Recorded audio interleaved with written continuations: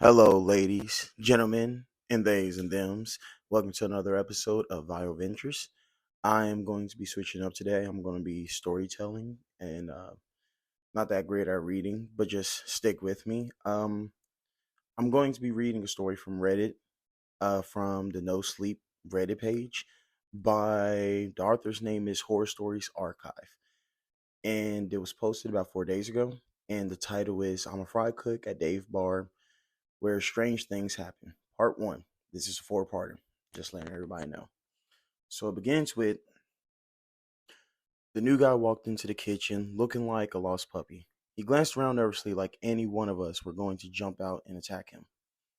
"And this is the kitchen," the grizzled voice of Dave, the owner, barely forced his way through the sound to the kitchen. I couldn't stand and watch them for long.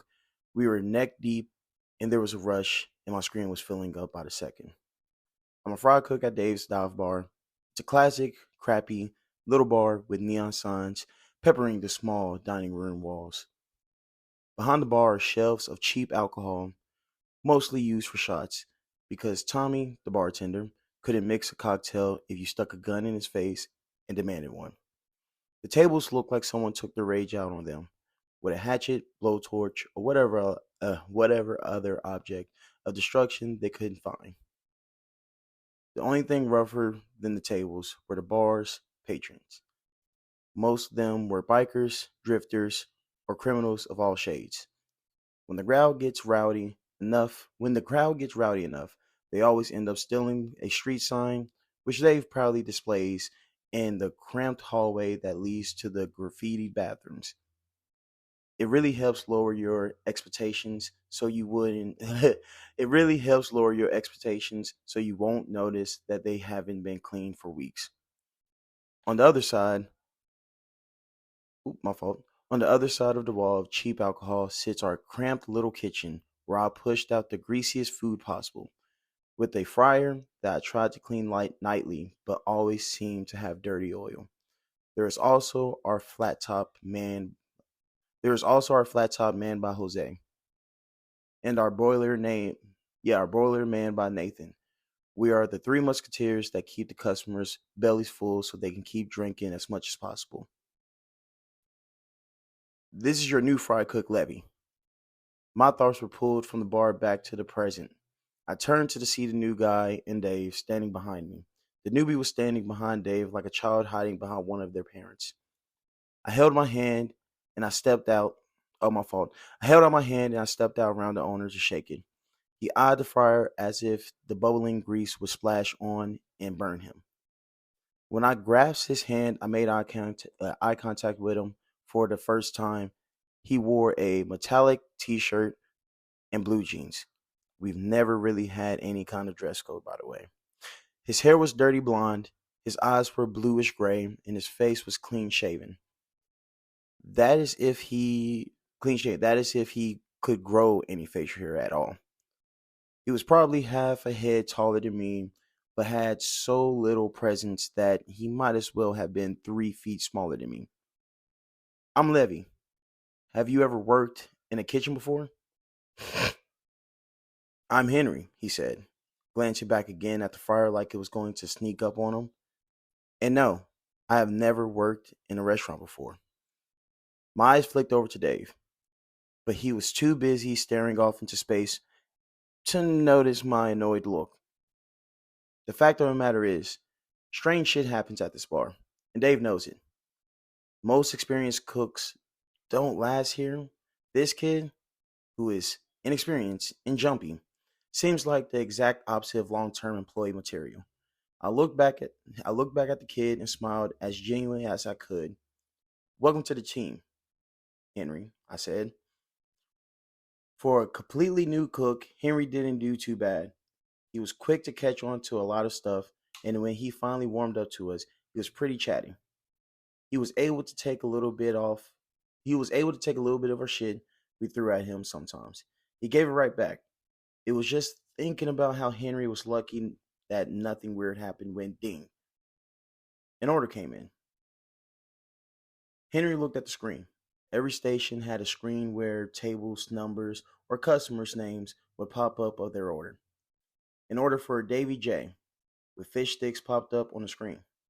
My heart sank. Henry was about to go Henry was about to go look for fish sticks to drop in the fryer when I grabbed him by the shoulder. Go hide in the walk in. Go hide in the walk in, Henry. I looked over at Jose and Nathan and yelled, I've got Davy J on my screen cover for us. Wait, what's going on? Who's Davy? And why do we have to go in the walk in? I kept shoving him, ignoring his questions.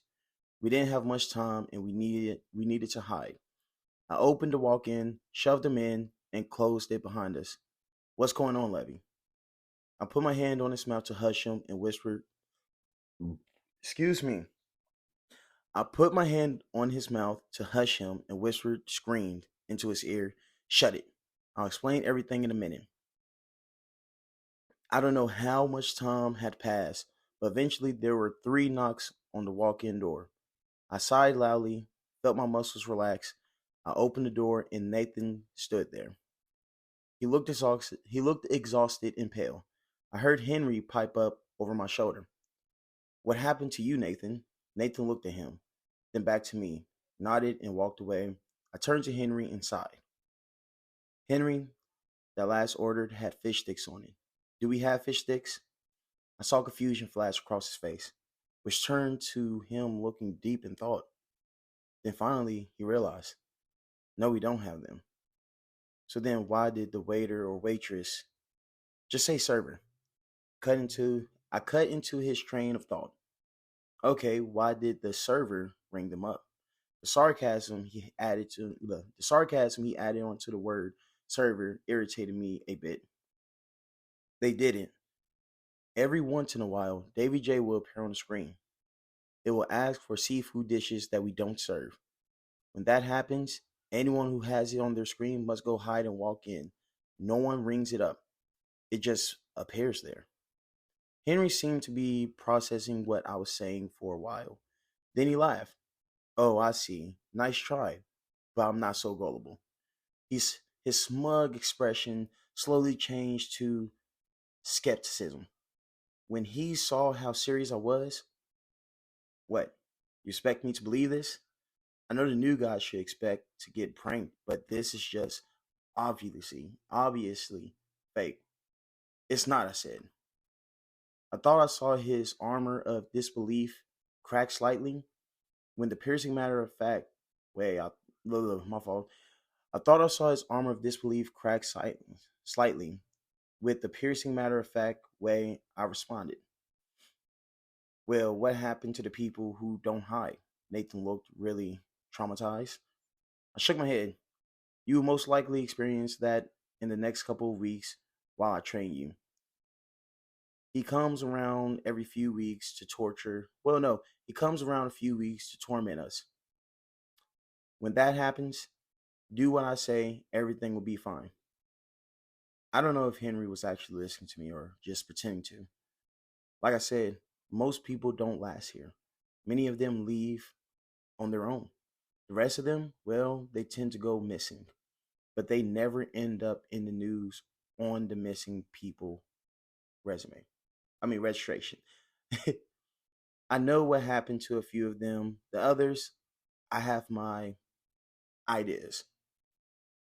The rest of the night went off without a hitch. I hope to see Henry tomorrow. I could see him becoming a good addition to the team.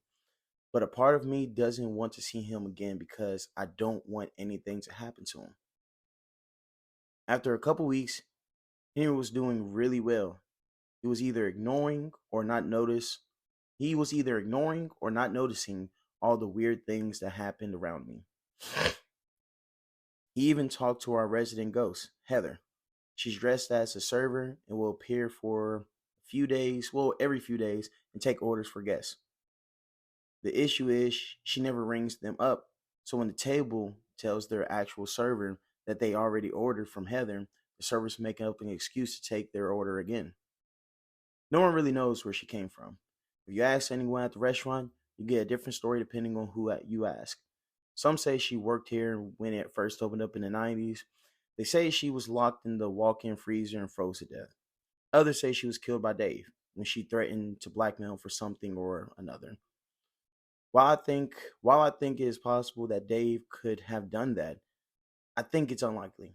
Dave is too good at covering his tracks when it comes to committing crimes to be able to be blackmailed.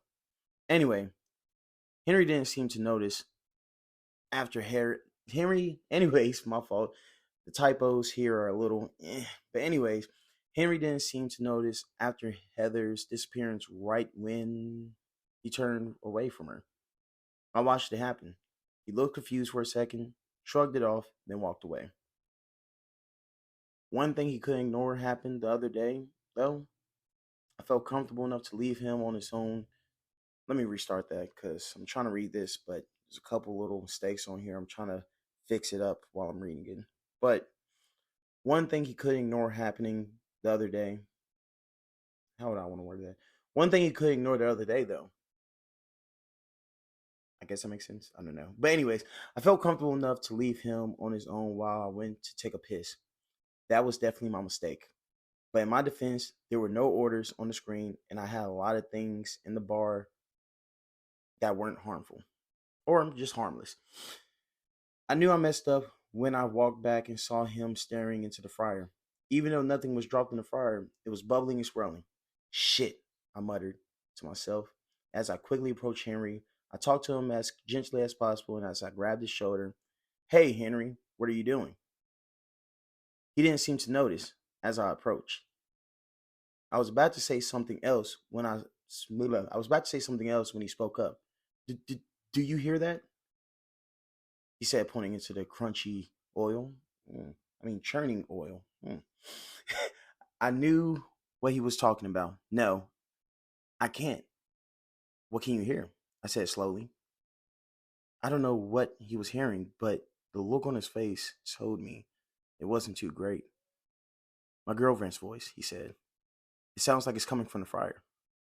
His eyes seemed unfocused, and his voice was monotone. What's it saying? It seemed like he was too deep in thought. I noticed the bubbling grow intensely after that. She's saying the oil is cold. Is that true? She keeps saying I have to test it. As I stood next to him, I knew what would come next. I wanted to try to talk him out of it. Don't listen to her, Henry. Is she a fry cook? Would she know how hot the oil is? Hell, do you even see her around here? I tried to add the last part to get him to look around. He was too focused on the oil to break away his gaze. But she's so smart, Levy. She would know. I trust her. As he said that, he leaned back, never taking his eyes off the fryer. This was this is what I was preparing for. As he rocked forward, aiming his head into the swirling liquid, I slammed into him. He was thrown against the wall and slid down the sitting position. I stood over him and watched him.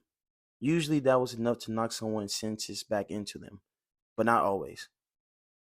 I turned to look at the fryer. The swirling was slowly winding down, but before it fizzled out, I heard a familiar voice. Next time, Levy. I turned back to Henry, who was looking at me as if he had just woken up. His eyes were half closed, his mouth was hung open slightly. Suddenly, a look of fear washed over his face. Levy, what just happened? He drew his knees up to his chest and grabbed the side of his head with his hands. He rocked back and forth slightly. I hated to see him like this. His ignorant bliss was finally stripped from him. The bubbles. They talked to me. It was my girlfriend, but it wasn't my girlfriend. I was about to. Oh, God. The words spilled out like a waterfall. His rocking grew quicker, and his eyes were wild. I crouched next to him and put my hand firmly on his shoulder. Henry, breathe.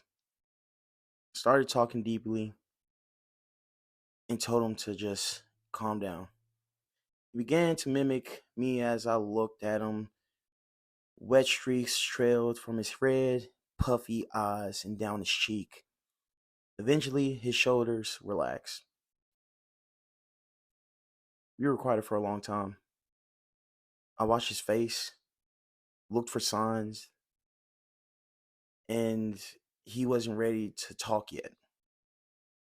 He sniffed every once in a while, and that's all. The fire does that sometimes, Henry. It will try to talk to you. You need to ignore it.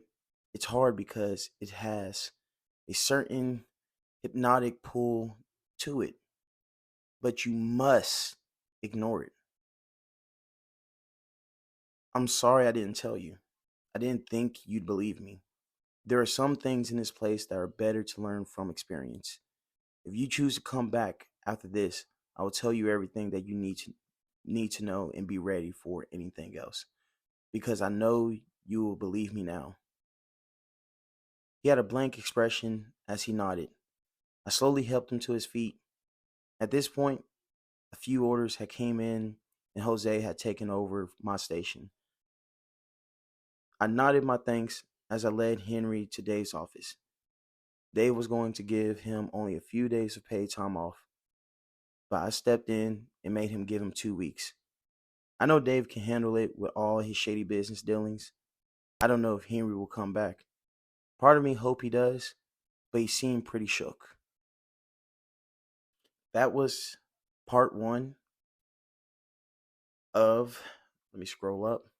Sorry, I forgot the name. That was part one of I'm a Fry Cook at a dive bar where strange things happen. Um, like I said, it's a four-part thing, and I will be posting them. These are shorter episodes. As you can tell, this is only about 15 minutes. But thank you for listening. Um, I'll probably be posting these probably one after another, like each day. Um, but thank you for all the support. My Spotify rap has came. Thank you for the 9 people that were my number one listeners and all that. And thank you for everybody else, because I was some people's top 5, some people's top 10. This just thank you for the support. Thank you for the followings. Thank you for the likes. Thank you for the inspiration to even do this. But that was an episode of Vital Ventures. Thank you for listening, and y'all have a great night.